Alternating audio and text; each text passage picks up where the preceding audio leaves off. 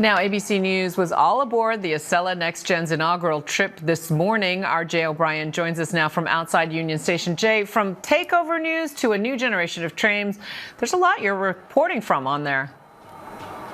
Yeah, a lot going on at Union Station today, and that news certainly dominated the day for this announcement for Amtrak. But these trains are also decades in the making, Juju. They are top of the line for Amtrak, the best they have to offer. And I can tell you, I was on it for a big chunk of its inaugural ride. It was smooth. It was the newest train I've ever been on.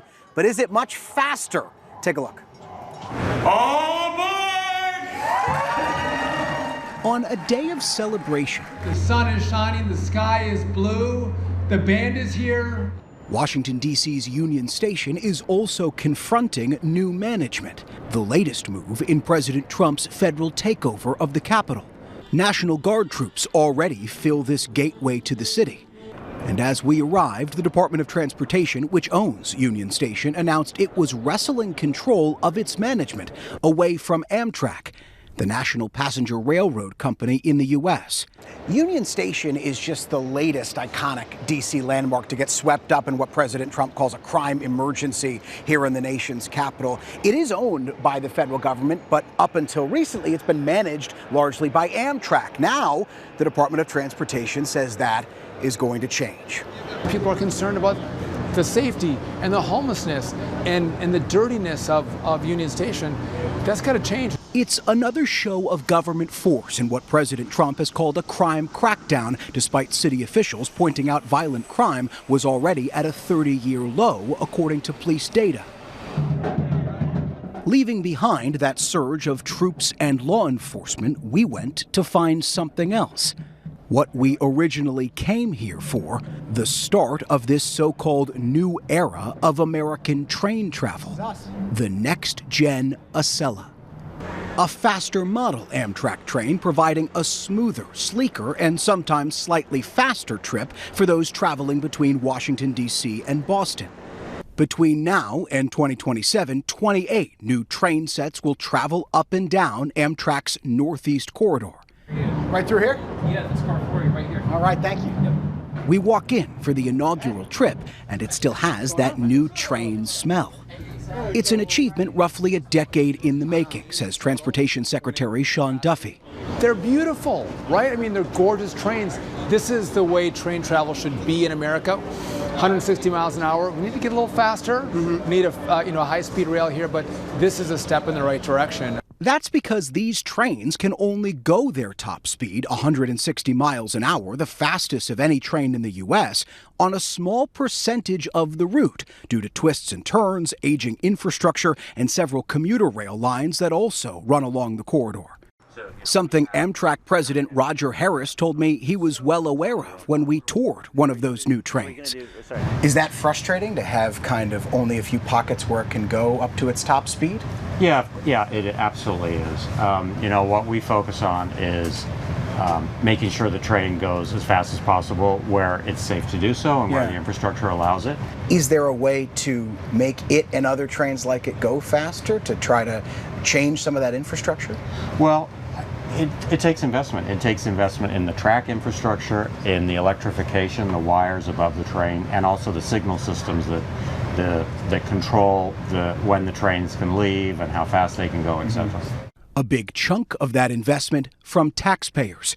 While Amtrak says the vast majority of its operating expenses are funded by revenue rather than federal funding, the U.S. government gave Amtrak $2.4 billion in 2024, according to the Department of Transportation.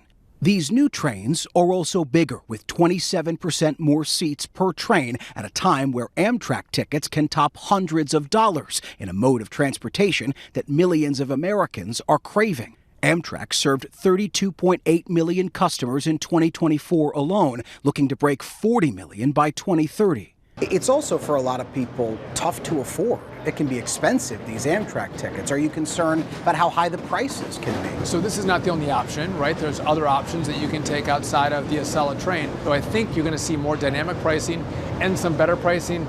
But because we have more capacity, it's going to be better revenue as well. So I think everyone is going to be a winner. What they call the next generation of rail travel here in the U.S. looks a lot like the first generation, but the seats are newer, they're ergonomic, there's higher speed Wi-Fi. The train is, of course, brand new, and it has a better tilt system than the previous trains, which Amtrak says is going to lead to a smoother ride because it compensates for the curves in the track better than the previous trains did. They're just more modern, more comfortable, more spacious. Despite all the bells and whistles, it's no secret the U.S. is behind the rest of the world in train travel. Europeans can travel from London to Paris and onward through a network of trains faster than anything in the U.S. And in China, at least 2 trains routinely top 200 miles an hour. Why doesn't the U.S. have high-speed rail the way other countries do? I think we have a lot of permitting issues. It's hard to get the permits to make that happen. That's the first thing. But even in the Northeast Corridor, where this train runs, we meander through states and through and through communities. And for high-speed rail, it has to be a straight shot to get that speed up. So is it even possible? Listen, anything is possible. But for now, this new celebrated train, smooth and modern, but not all that much faster, is, at least here in the U.S., the future. And look, Juju, Amtrak is making this big PR push for these trains, and they are newer, they are sleeker. But at one point today, those newer trains were estimated to be running slower than some of their older counterparts. Obviously, those times vary, but Amtrak is continuing to say it's not the speed of these trains, it's the comfort of the travel. And yet not a good look. Jay, there was even more news today from Secretary Duffy. What did he say about New York City's train hub, Penn Station? Yeah, what the secretary announced is that the Department of Transportation is going to enact a $40+ million investment in Penn Station. Remember, the DOT already took control of the management of the renovations of Penn Station in this spring. The Department of Transportation says they are going to manage it better than the state of New York, which was previously in control of the project. The state of New York has said that they were doing just fine with those plans before the federal government stepped in. Sean Duffy today set a goal of that renovation being complete, an ambitious timeline, what he called the quote-unquote Trump timeline, 2027. Juju. We'll keep our fingers crossed. Jay O'Brien, thanks as always.